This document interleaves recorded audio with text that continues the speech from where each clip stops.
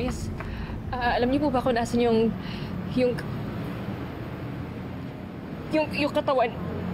katawan ni Zach Zamora? Relative po ba kayo? Girlfriend po siya. Nurse, paki-assist na lang po sila. Dito na lang po. Dito. Let's go. Saan ba? Liv! Tito Leonard?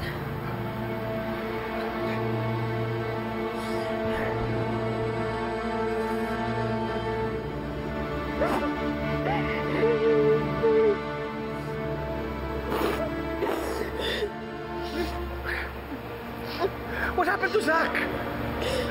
Paano siya nasunog? Bakit siya nasunog? Sino gumawa nun, Liv? Sino? Who did it? Who did this to my son? Hindi ko po alam. You guys were at the gym, right? Yeah. Kayo huling nakakita sa kanya. It's impossible! Wala kayong alam. Liv is telling the truth. Nung dumating kami sa glass studio, nasusunog na si Zach. George! George! Hindi ako tanga.